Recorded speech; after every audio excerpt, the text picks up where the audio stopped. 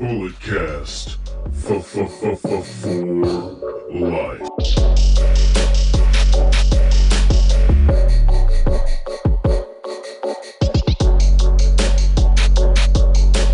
What is up, everybody? Welcome back to another edition of Under the Radar. It's your boy, Brandon Tanguma. I am back here for another edition, but we have a special guest. You know, usually this is a solo podcast where I just go on forever, long-winded, talking about whatever the hell I want to talk about that Philip doesn't let me talk about. But we're giving a little Curveballs and Chair Shots teaser because we went fucking over 3 hours yesterday doing an MLB/WrestleMania preview. We didn't have time to do AEW and stuff, so I brought him along. I put him in the BCU. We'll see how he fares. My lovely and esteemed Curveballs and Chair Shots co-host Dominic Hobson. Dominic, how are you doing? I'm trying not to do the exact intro I do on the podcast. because then Curveballs. Because then I'm just copying and then I can't. Yeah, and I can't. I have to be original. Yeah, I mean that's. I mean I feel like that's the thing that Bulletcast is all about, is originality, right? Exactly. Yeah, Definitely don't take other people's gimmicks. Skirt the lines of trademarks and just go right with maybe a certain wrestling organization or wrestling faction and just slightly tweak the name. And then now maybe the name, if you think about it, you don't really think about that other thing because that one faction might not be as popular as they once were when this podcast first started, but that's okay. Exactly. You know, like Brandon said, we're going to give everybody a teaser what it's like to listen to Curveballs and Chair Shots, because I already might have to go to the fucking bathroom. So it's all good. So we got loaded show for you guys. We got to go over AEW Dynamite Recap since we did the show early on Tuesday when we recorded. We got to do AEW All Access because, you know, I'm the reality show guy. But first, this is WrestleMania Saturday. If you guys are listening to this, I'm going to try, if you guys listen to this early enough, we'll get the SmackDown before WrestleMania. It happened in the Crypto.com arena, not the Staples Center, but it'll forever be the Staples Center. So let's just run through this real quick. We started off with an Usos / Sami Zayn and Kevin Owens promo. This was probably the biggest thing on the show in terms of like build up for WrestleMania, new developments. The Usos made their ring entrance, and then they pretty much immediately got cut off by Sami Zayn and Kevin Owens. Owens said that he wanted them to know that he's pretty confident about what he has to do tomorrow night, and he said that there's a lot of history between the two. He put over the Usos when he first came into WWE, saying the Usos helped out his kid. They're very nice to him and helped Kevin Owens kind of, ride the waters and navigate him in WWE. And now he hates to see how they've turned out, and they're not these people. They're just kind of placating to Roman, and Sammy kind of went down that same boat. The Usos were just like, yeah, you guys don't care. You guys are just going to turn on each other again, like you guys always do. You say you're brothers, but we're real brothers. And both teams declare they will be the tag team champions coming out of WrestleMania Saturday. I thought it was really good. As I said, kind of the biggest development on this entire show, Dominic. We discussed, the main event controversy, what's going to be for WrestleMania Night 1. And I do think, especially after this promo, you kind of have to main event the tag team match for Night 1. I mean, I 100% agree with that. I mean, the promo itself definitely, I mean, if you weren't already hyped up with everything that Sami Zayn and the Usos were doing before Kevin Owens and him reunited, I mean, this had to get you kind of going. And that's definitely what they did with the promo. And Sammy, Kevin, Jay, Jimmy, all able to speak on that mic and, make you feel like it's, one might even say real. So definitely something that I personally can get behind. And, if it's not the main event for Night 1, then, I mean, what else? I mean, Dominic and Ray, but I mean, these are two different storylines. So I'd be happy with either one, but I like the tag match a little bit better. I mean, I haven't really heard people speculate about Dominic and Ray. I agree. I mean, I think, as I said on the other podcast, even though this is the other pod, anyways, Dominic and Ray is, I think, by far and away the most hyped storyline that isn't a part of the bloodline. And then I think it's a steep drop off after everything else. And I know speculation is it's going to be Charlotte and Rhea. night one. And whether you want to call it gender politics or Charlotte's got to always be at the top and you're going to placate to her, I just for what the match is and the build and everything like that, I think they're just asking for trouble. I know Rhea, a lot of people like Rhea, people like Charlotte, but they also don't like Charlotte when she's in this kind of baby face position. But I do feel as though it should be the tag team match, because if, especially with Dominic and Ray on night one as well, and you have those matches relatively close to each other, you kind of might have the crowd burnout. Well, that's why I think you're gonna have probably after Cena in theory, that's probably where you'll get Ray and Dominic, because it's a great storyline. Then you can go into the men's fatal 4-way, Charlotte, Rhea, and everything else that follows. So then we had a tag team show, or a singles showcase match of the tag teams. So one person from each one with their tag team partner alongside them: Montez Ford, Eric, Ricochet, and Chad Gable. In the end, Ricochet wins in 9 minutes. Once again, day before WrestleMania, don't want to get too hurt, but this was kind of the only singles match of note that kind of had some action that it could have, God forbid, end in some injury. But Ricochet ends up getting the win here in 9 minutes. Personally, as someone who picked Ricochet and Braun to win their tag team match at WrestleMania, I am not very confident now that they're going to win at WrestleMania, but it is what it is. The match was okay. It was just kind of a time filler, because you're not going to have too much things of note here the day before WrestleMania. I think I'm going to be saying this a lot, but I agree. But I mean, going into this match, one thing that kind of eats away at me is the fact that you're having this fatal 4-way at WrestleMania, and then you have the females fatal 4-way at WrestleMania, and yet it's the tag team champions, the tag team titles, are already in different matches. It's just I understand you're probably trying to fill the card, you're trying to get people, on the show, but I much rather longer matches, better stories than just having this fatal 4-way. Do you want me to break down the match? Do you want me just to give you what I think is going to happen at Mania? Dominic, you're the special guest. You do whatever you want. Oh, so I can do whatever I want? Within reason. Oh, damn.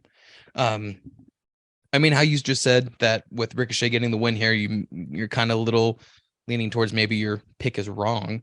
But, you got to give it to the Street Profits. I think out of everything, it's either Street Profits or Ricochet and Braun. Profits are due for something coming. So, something. They showed Roman backstage with Solo Sikoa, whatever. Could have been a guess on Curveballs and Chair Shots, but somebody dropped the ball. They also had showed Cody backstage, just really hyping up the Cody Roman interaction later on in the show. And then we got the armbar, the Andre the Giant Memorial Battle Royal. Basically, everybody who wasn't on WrestleMania is on this one right here. Came down to Lashley, Braun Strowman, LA Knight, yeah, and Bronson Reed. The crowd really into LA Knight there, whether it's kind of like a gimmick or they're just kind of ironically cheering him. He was getting good reactions. They really wanted him to win, but Reed eliminated Knight, and the crowds booed that. It was almost like Daniel Bryan getting eliminated from the Royal Rumble in 2015. Same exact thing. Oof. Strowman then powerbomb Lashley. Reed tossed a celebrated Braun over the top rope. So it was just Lashley and Bronson Reed final two. So we kind of got the Biggie special. I think Wade Barrett dropped the line of the big meaty man bump and meat match to end this one. And Lashley eliminates Reed to get the win in 14 minutes. A lot of, controversy with Lashley and Bray. That seemingly was going to happen at WrestleMania, and we don't know what's going on with Bray, but this is a decent, what the hell's the word that starts with a C? Not consideration. Consolation prize for Lashley. You said I can do whatever I want. I was about to say a certain word, but it would not have been. I would have thought it would be hilarious, but may get banned from the podcast. Maybe some other people. Maybe some other people won't. Yeah, exactly. We'll save the edgy jokes for Curveballs and Chair Shots, because I might have said one that might have crossed the line yesterday. But Anyway, so yeah, Lashley gets the win, kind of, consolidate. No, not consolidation. We're not fucking doing credit here, dumbass. Consolation prize. That's what happens when you try to make me say words with multiple syllables in it. Lashley getting the win. It is what it is. I don't know what they were gonna do with Lashley and Bray. I was a little scared, but Lashley gets the win here. And if you want to get into the Bray Lashley stuff, is what you can. Well, I will say I am not as high as everyone else is on LA Knight. First of all, just want to get that out there. Dummy, yeah. I just can't stand it. I mean, I kind of agree, but I'm also kind of like doing it for a shtick or doing it for a bit. I don't know how much you can get out of him. It's almost kind of like Fandango, or I don't know what, pick your other like super Adam Rose, like super gimmicky, kind of short shelf life, but when they're hot type of act. And I think LA Knight could take advantage of that. But LA Knight, I think, is more talented than Fandango and Adam Rose. Oh yeah, no, that his ability, I think, is better than all those other guys you listed. But yeah, I just don't, I can't get behind that. I feel like it's reaching, and it's something that it may reach other people, but just not me. But Lashley getting this, I mean, I feel like they gave it to him because of the whole situation with Bray and everything. And I still think, my heart, I hope Bray shows up at WrestleMania, maybe does something cryptic, maybe, but I have no idea what the hell is going on. I mean, hopefully, maybe he had the wherewithal that him and Lashley at WrestleMania wasn't a very good choice. So maybe he was able to just, say, F this. I'm not going to ruin my career because you guys want me to go against Lashley at Mania for no fucking reason. So. And next we got the Showcase Women's Fatal 4-Way, Raquel Rodriguez, Natalya, Sonya Deville, and Shayna Baszler. This one much shorter than the men's one. Raquel wins in 3 minutes. Kind of going to my thoughts on the men's match. Rodriguez and Liv probably going to win, but they're kind of the other babyface team in this one. So, and Raquel's probably going to get a little bit of push coming out of WrestleMania, so we'll give her the win here. And I think Shayna and Ronda is the obvious choice to win at WrestleMania. I mean, yeah, obvious choice. I mean, I'm just happy Shotzi's going to be at WrestleMania because she's our girl, Bay Area girl. But part of me, I mean, and I'm sure this is obvious, but I'm still going to ask the question, and it goes for both the men's and the women's. I would understand that the winners of these matches at WrestleMania go on to have tag title contenderships, right? Yeah, they dropped that hint that if you win this, you seemingly would be the number one contenders. Because I just, if the Usos do retain, and well, Lita and Becky, I mean, hopefully aren't going to be tag champions for long, but where do they go from there? And my thing is, Shayna and Ronda probably are the better choice to be the women's tag champions. But if the Usos retain, I don't want to see them go against Ricochet and Braun Strowman. I don't want to see them go, you know what I mean? It's kind of like, where do they go from there? So, I mean, it's a big takeaway from the matches itself and everything. But yeah, Shayna, Ronda, as much as I don't really care for Ronda, obvious choice that they're going to win this match.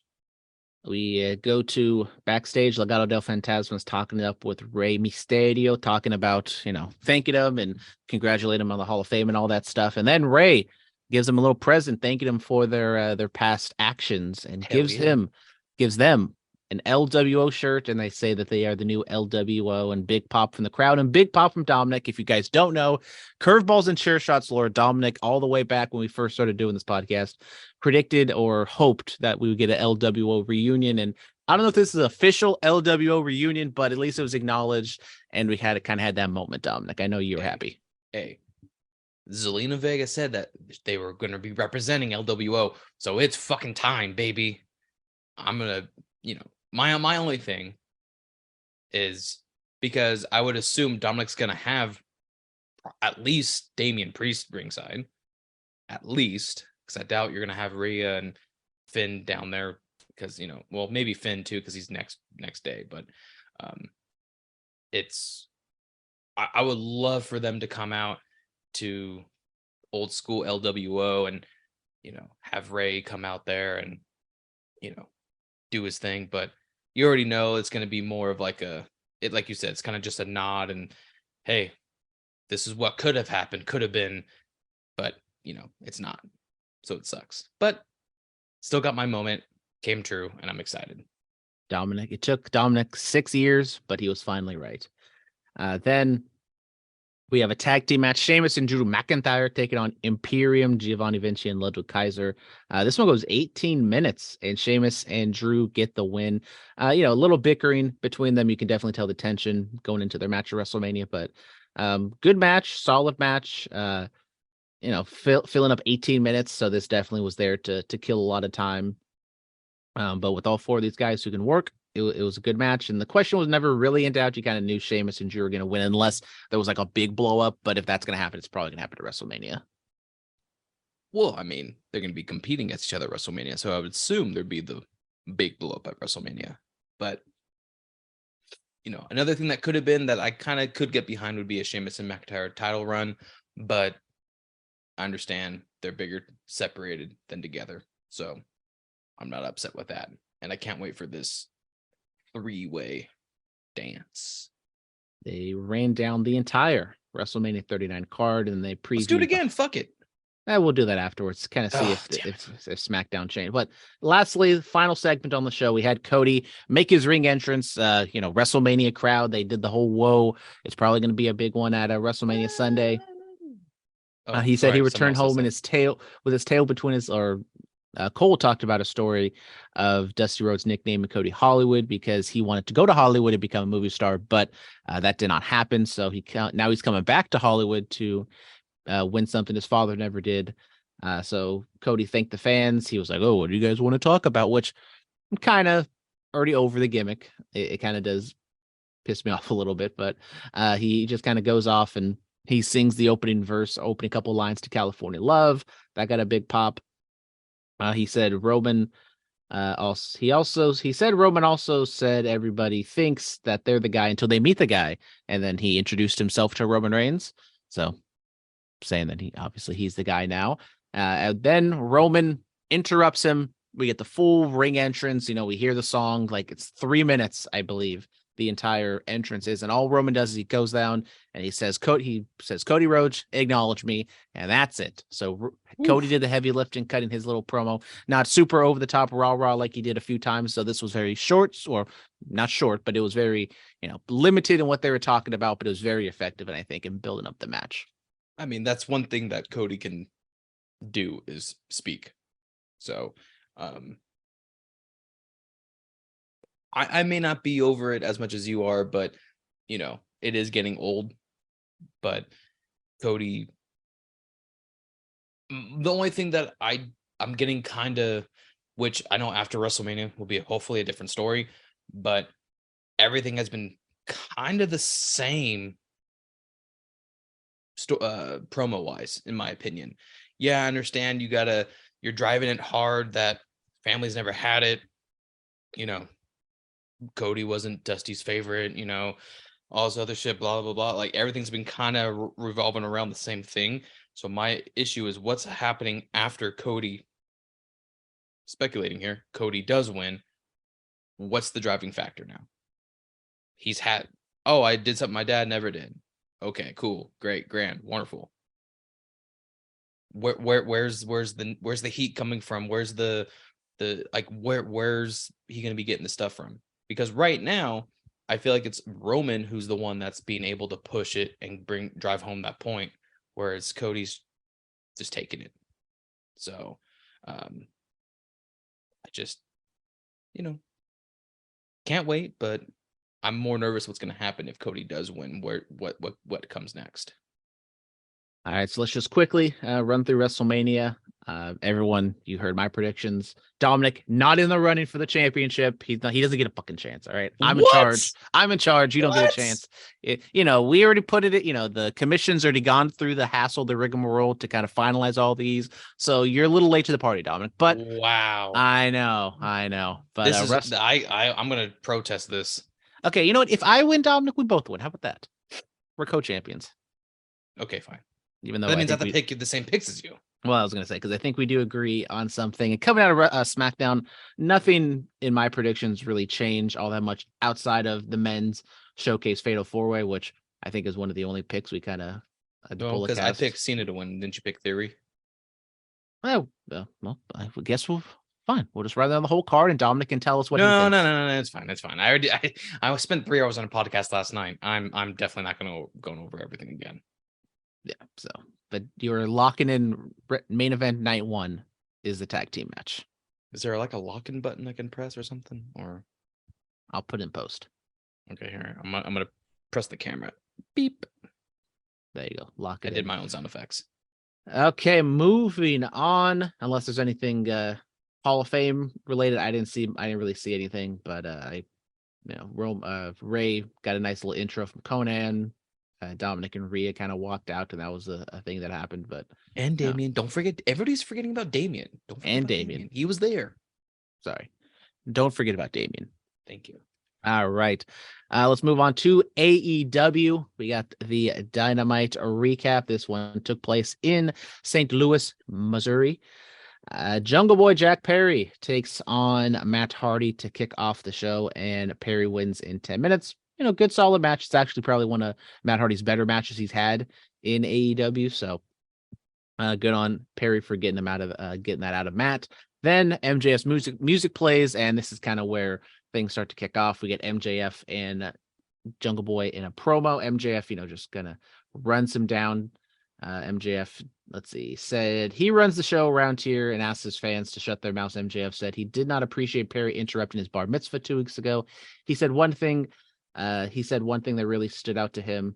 He took issue with Perry saying that he had the easy way and he just got to waltz his way to the top of the card, and fans chanted MJF, shut the fuck up. Jungle Boy kind of goes back at him and, just says, fuck you, MJF, pretty much. Well, he didn't say that because you're not allowed to say that. MJF kind of talked about how they had their match at Double or Nothing. He asked, what did he tell Jungle Boy after that? And he said that they are going to prove that they are the future. He walked to the back and felt like they had just met his equal inside the ring, and Perry sneered skeptically at what seemed like a compliment. So MJF kind of put over Jungle Boy a little bit. And then MJF said that he felt for the first time in the ring that he met a man who he respected. And he said that he sought him out backstage and shook his hand. He asked Perry if he remembers what he said. Perry stepped into the corner. Is this really what you do for the recap? You just no, let's be honest. This happened on Wednesday, and I kind of forgot exactly what he said. But okay. Great analysis. Exactly. He says that he could be something if he wasn't hanging out with Dino Douche, Marco Stunted Growth, and Christian Cage. Good call, buddy, on that one. Obviously referring to the Revolution match. Perry kind of retorts, gets back on the mic, and said that if he were to be honest, a long time ago, he thought maybe that somehow, some way they could be friends. Maybe, possibly. He said a lot of ways he wishes he was more like him. MJF was pleased, and he said that he was, basically that he wishes that he didn't give a fuck like MJF. And so that was the and then the boiling point was MJF talking about Anna Jay, Jack Perry's girlfriend, and saying that his hot ass girlfriend Anna Jay told him that he's weak between the knees too. So that was the boiling point for Jack Perry. You can talk about his life choices, how his wrestling, and how he's not going to mean anything. But once you talk about his fucking tiny dick, that's when you cross the line. Well, I mean, this match with Matt, I mean, I was high on Jungle Boy when AEW first initially started. Kind of lost interest, and then now that, and I'll be honest, to me, he's always going to be Jungle Boy. I don't like this Jungle Boy Jack Perry. I feel like it's like either be Jack Perry or be Jungle Boy. It sounds weird being Jungle Boy Jack Perry. It's like, to me, it's weird. But this match with Matt, I mean, I think this has to be one of his, I'm not gonna say highest matches or whatever, but I mean, Matt Hardy is to me a household name. I mean, I feel like everybody knows a Hardy Boy. Matt is a pretty good singles competitor, so I think a victory over him kind of helps Jungle Boy out a lot. Definitely.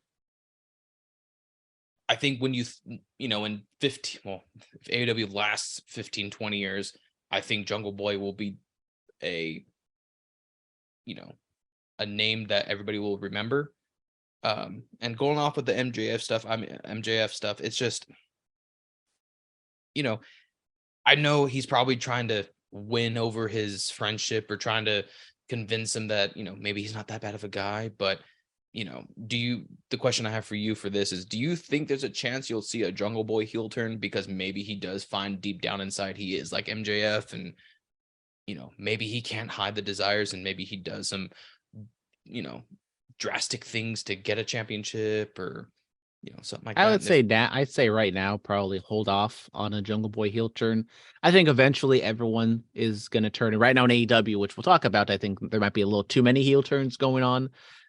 But I think you could do something down the line. Maybe I think right now when he's Jungle Boy, you kind of keep him as a baby face. And maybe once he gets older, once he gets like in his 30s, he gets a little more grizzled. He's when he becomes Jungle Man, a little grizzled young Jungle Boy. Then maybe you kind of go down that route. But I think for right now, you keep him the way he is. Yes, you can do some character tweaks, but I just think a full-fledged heel turn probably is something you should hold off on. Backstage, we get Alex Marvez approaching Don Callis, and he talks with Kenny Omega, who's getting his arm worked on, and he just wanted comments on what happened last week. Kenny seemingly was like, oh yeah, whatever. Hangman's pushed Don Callis before, so he, in his eyes, Hangman did touch him. He doesn't exactly know that it's not a big deal to Kenny that he pushed him, but he doesn't know that Don Callis kind of pulled the old Okey-doke and pulled the Eddie Guerrero on him.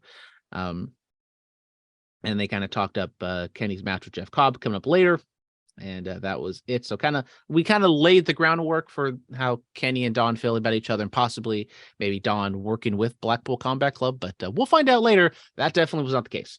I mean, do you, if that is to be what happens, are you okay with that? Because he's definitely no William Regal. So, I mean, how would you feel if he does end up joining up with Blackpool? Well, as I said, Dominic, I think if we go a little bit later in the recap, we will realize he is not going to be joining Blackpool Combat Club. That's that. God, can you just give some speaking of Blackpool Combat Club, Claudio, Moxley, and Wheeler face off against Don Castle and the Boys. Claudio, Moxley, and you just absolutely fucking batter the Boys, and they win in a minute. Get in, get out. How you doing? Keep moving. It was fine. As I keep saying, Dalton Castle could have been something a few years ago, but unfortunately his back injury kind of derailed his career. But yeah, it's a pseudo. Well, I guess it was a squash match, but really kind of putting over the characters of the BCC. Then we get a video package of Omega and Vikingo. Fantastic match. And the angle built around blah, blah, blah. Promo aired with Omega in front of the New Japan sponsored backdrop, and so they're hyping up the Kenny Omega and Jeff Cobb match. Then Marvez interviewed Hangman backstage, and he asked for an update on the Bucks. Hangman said that they've been better. Nick has a separated shoulder, and Matt has a partially torn bicep, which seemingly is legit. Matt does have a partially torn bicep. He's not going to have surgery, but he might be out for a while. Nick, I would assume, is full-blown storyline.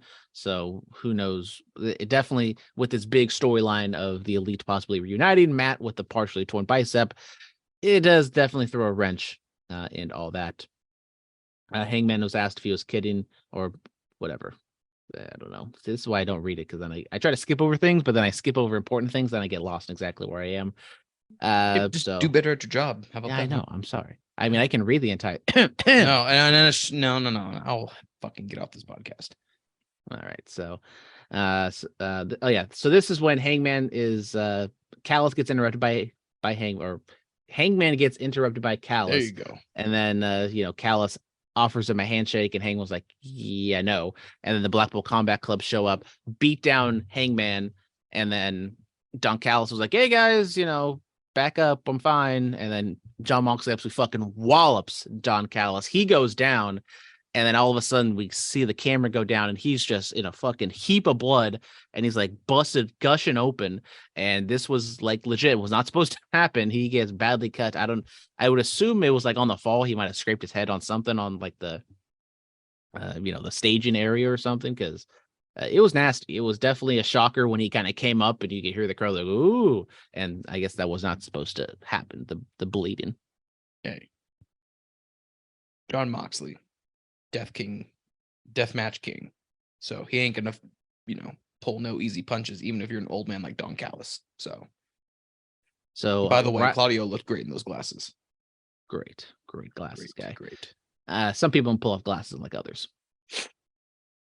I mean, at least mine are legit. Yeah, at least some people's are real glasses, unlike some fake ass pussy glasses. Yeah. All right, so we get the IWGP United States title match between Kenny Omega and Jeff Cobb. Cobb makes his entrance first, and then Kenny, before he goes out, Marvez talks to Kenny and says like, "Oh, Don Callis got laid out backstage." So Kenny was like a little flustered and is like, "I can't deal with that. I got to deal with my match." So he goes out there, gets the New Japan Kenny Omega entrance, which is superior to the AEW Kenny Omega entrance. So then we get a New Japan style match between Kenny Omega and Jeff Cobb, hard hitting. Jeff Cobb, big boy. Kenny gets his ass up for the one wing angel, plants him down. Omega retains in 14 minutes. I thought it was a fantastic match. Maybe not as good as the Vikingo match, but this was a different style of match, and it kind of showcases the different styles that Kenny can do, and I love it. Hopefully, we get more of these, but maybe not two more, to where maybe Kenny starts breaking down again. But back-to-back matches where we kind of got the Kenny Omega of old, the best bout machine, just going out there and just having killer matches. Well, I mean, I think I preferred this match over the one he had last week, just because, don't get me wrong, still I love all the spots and everything, but being that it was with Jeff Cobb, and Jeff Cobb is a big boy, it shows that side of Kenny where you probably don't see a lot of that in AEW. So Jeff Cobb, I kind of wish Cobb kind of would have won, only because I feel like this whole crossover between New Japan and AEW is getting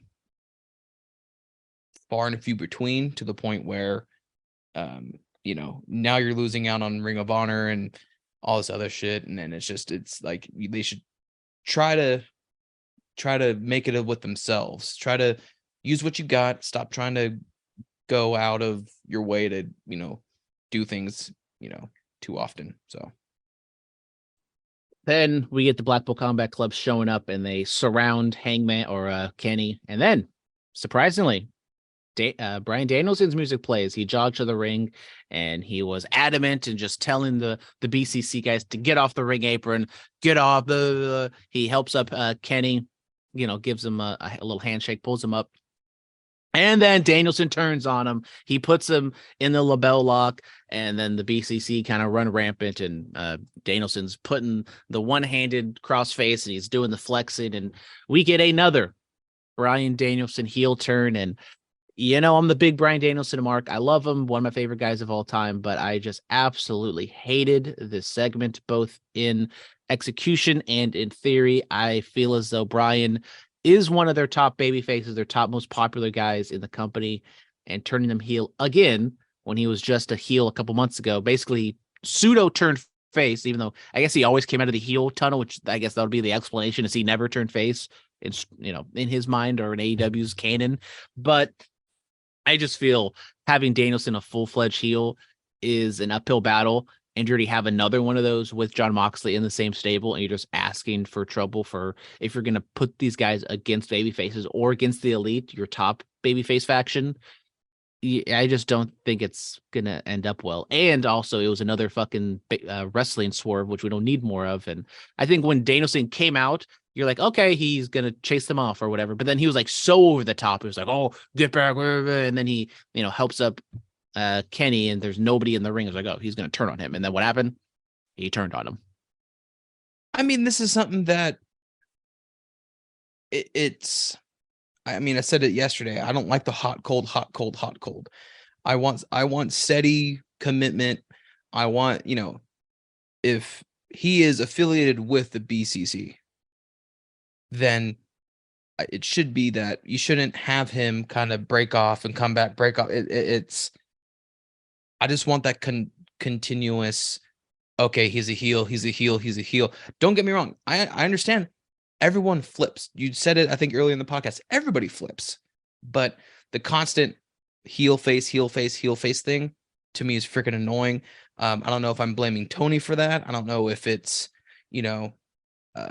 whoever else is in charge of creative being like, oh, we should, have him go down there. And it's like, no, if you're going to have him go down there, just have him just straight off the bat, either beat the crap out of him or help him. Like, don't do this swerve, like you said. And I mean, it happens too often in AEW, and that's one of the main reasons why I don't tune in as much as I should. Creative is just kind of all over the place, and this is one of those instances where, it's a little too predictable. And I know from like a technical standpoint, Danielson will be a great heel, and he enjoys being a heel, kind of more being a babyface, especially with the long run he had in WWE. But I think you can kind of like tweak his character to where he can have heelish, almost like Moxley, kind of have heelish tendencies or be a little more aggressive, but he isn't, put in that pigeonhole of being a heel. So yeah. And honestly, who knows how long this incarnation of the BCC will be heels. I think I think it's only a matter of time until, something happens and he, you have 4 people in this group. Now, they're all, to me, singles competitors. I mean, shit, Claudio's Ring of Honor champion. Wheeler is a former champion. Moxley, it's kind of obvious. So my thing is, they're all going to branch off, but when whoever they go against, you don't know if they're going to be faces or heels, and then it turns into this whole thing of, Brian's going against, fucking, I don't know, some fucking loser or something, and you're going to cheer for Brian. Now he's going against Kenny Omega. Oh, well, I think we're going to go against Kenny. We're going to cheer for Kenny now. We're going to boo him now. It's this crowd dynamic, and they don't know who to constantly boo, who to constantly cheer, and I blame creative on that. We got a returning Dexter Lumis to NXT, and it looks as though Indy Hartwell is your new NXT Women's Champion. Woo! Finally, she gets her fucking due. By the way, the whole who was what was his name? And what fuck JC Jane. She pushed Gigi Dolan off the ladder. It should have been Gigi's title, damn it. What was the former champion? The one that Roxy. What was that? She was there. She was there.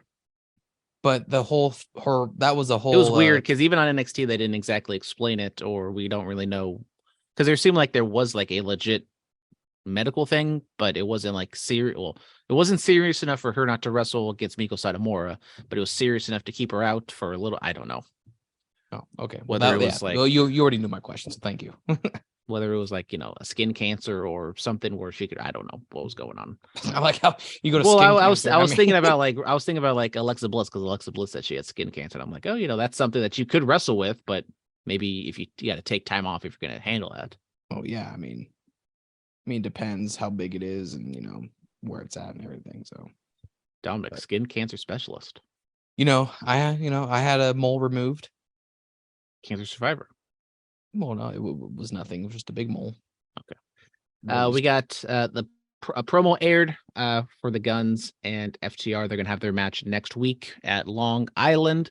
Just a little video package. Then we get the Ass Boys backstage talking about their match. So we get the Ass Boys talking about it. We did not really get anything from FTR. We touched on this yesterday on the podcast, Dominic, but I just feel as though it seems like FTR is losing this match just on how little they're kind of building this match up. But it also seems, according to the internet, that FTR is staying and they're going to win. From what I've seen on television, everything kind of points me in that direction, unless they're, once again, trying to swerve us, bro, and kind of make you think that FTR is going to lose because they're not building up as much. I think they're swerving us, but I'm just going to throw it out there, which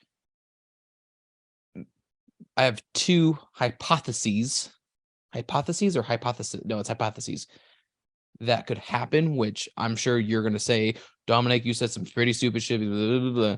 But two things. One is they do lose, but they're both of them losing. But one is you have FTR leave, and now you have them be reincarnated into a different name. I mean, you could have them, like what they do in WWE, where it's the Los Matadors, and they come in and then they win the tag team titles, and they, oh my God, it's FTR, whatever. Or Team America. Exactly. Or singles competitors, which is terrible.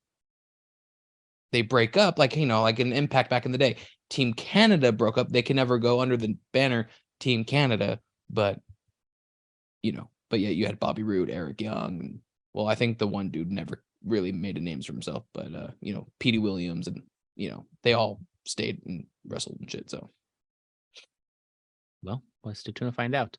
Then we get to the weekly Orange Cassidy AEW International title match. This time he defended against the Butcher, and he wins in 8 minutes. This time he got a little bit of help from Chucky T and Trent. So kind of going down, Excalibur said, oh, now Orange Cassidy's kind of hanging on by a thread. So maybe they're teasing Cassidy to lose here, but he was not going to lose to the Butcher. But how is it the Butcher and the Blade are getting more TV time than some of these other guys? I mean, then where the fuck is Miro? Exactly, right? And where the hell was the Bunny? Respectfully. Well, that's why I didn't bring up the Bunny, because she hasn't been there in fucking a long time. I think she's hurt or something. I think she's back in Impact, isn't she? Tease a piece. No, she's not. Oh, it's Taylor Wilde. It's Taylor Wilde who's back in. Her face was on the Jumbotron, so she was part of the video package. Anyway, speaking of video packages, we got a package about Ty Valkyrie and Jade. Jade talking over and talking about how Ty used her move, even though it's Ty Valkyrie's move as well. And we get a little promo backstage, and it is what it is. So it is a little hype for Friday, which I hope Jade wins. Just saying. Then we get staying in the women's division. Ruby Soho takes on Willow Nightingale. Soho wins in 8 minutes.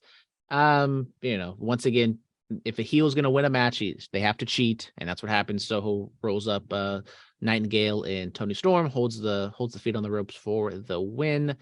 Then after the fact, we get a little beat down, and then Jimmy, Hayter, and Riho come out to make the save.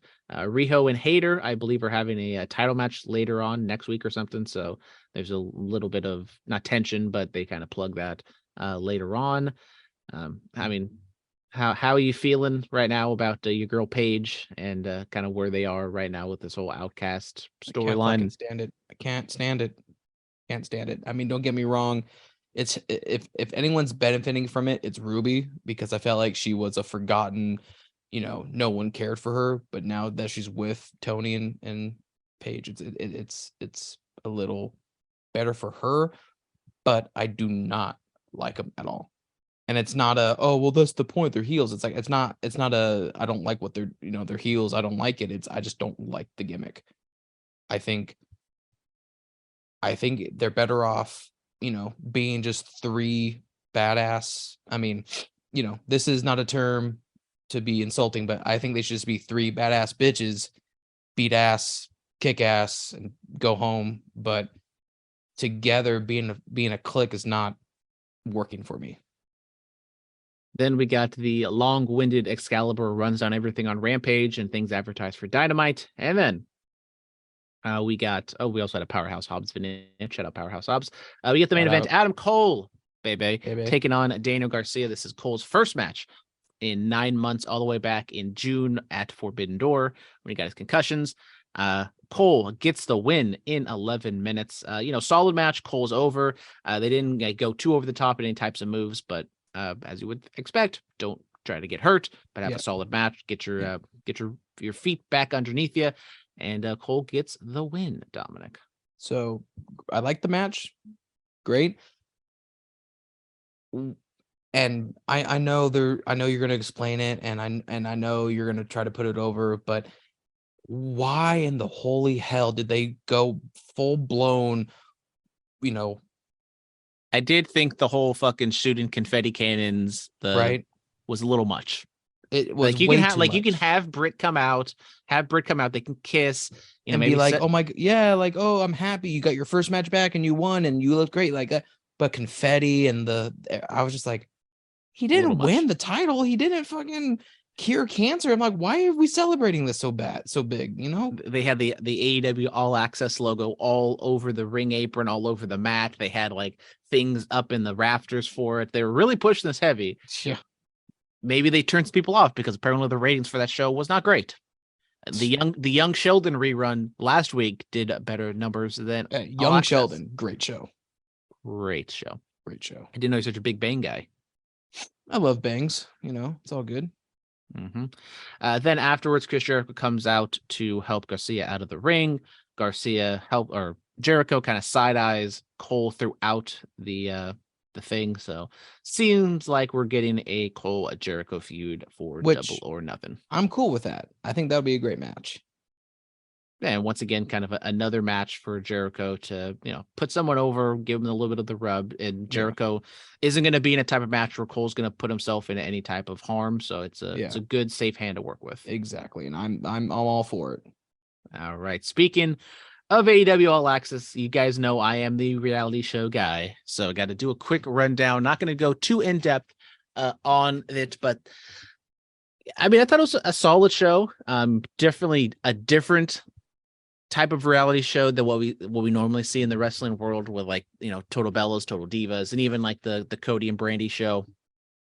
There were kind of real life aspects to it, but it was mainly just kind of being backstage at AEW. So the main stars were Adam Cole and Britt Baker. That was definitely the big was that the episode, or was it? It was that was the main story. There was So we had Britt and Cole talking about Cole's comeback and his concussion stuff, because all this is taking place in between All Out and Full Gear. So gotcha. October, November-ish area. Yeah. So we're talking about Adam Cole coming back from concussion. They go to Doc Sampson. He says no, and they have kind of a heart-to-heart in the parking lot. And Cole talks about his recovery. We got a Kyle O'Reilly appearance at a gym. They were kind of talking it over.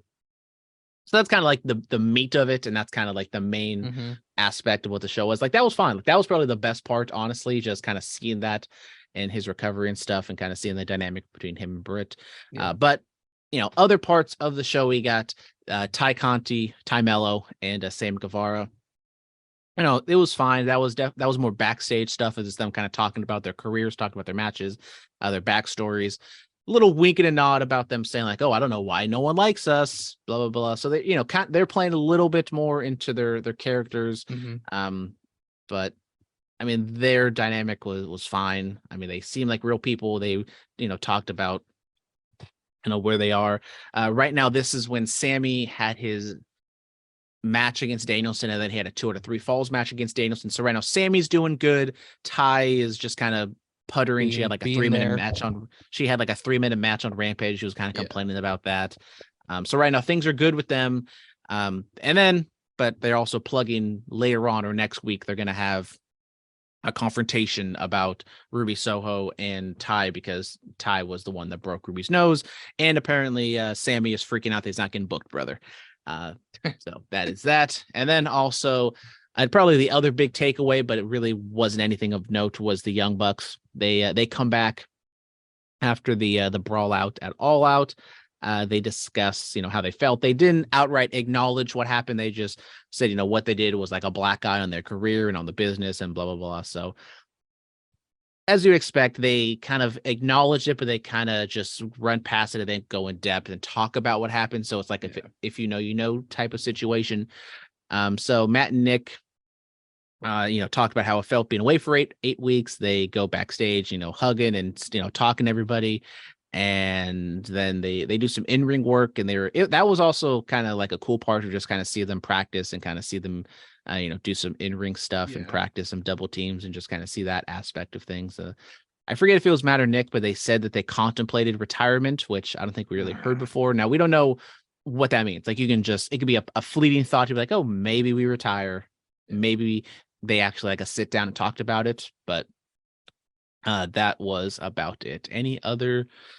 Those are pretty much the three main storylines. The other thing they touched on a little bit with Britt, because it's mostly about Adam Cole and his concussions, but also Britt has a back injury, and we saw her get a shot before the match. And apparently, the reason we haven't been seeing Britt Baker in really any matches recently is because that back is flaring up, and she talked about it in an interview, and I guess it's getting worse. So that kind of sucks for her now that Cole is back. Now she seemingly is dealing with an injury. Well, I mean, if you're trying to sell it to me, I'm not interested still. I feel like it's, it just doesn't sound entertaining. I mean, I'm not saying it needs to be entertaining, but it doesn't sound like it's anything that I can't just go online and, look up little backstage shit. So, I mean, yeah. And even with the reality show, and it does have kind of a more real kind of feel to it than kind of the Total Divas, Total Bella stuff. But my antenna is still always on when it comes to like these reality shows. So I don't know how much I think it's more, being played up to the camera. Cause like obviously the Cole and Britt stuff with the concussions, like that's real, that's legit. But then when you go to like Sammy and Ty backstage and kind of the Young Bucks talking about their things, I don't know how much of that is kind of played up. And I want more real. I want more, I want more of that aspect. I don't need to know, oh, I'm not getting booked. It's like, I don't care. I want to know what's really going on, man.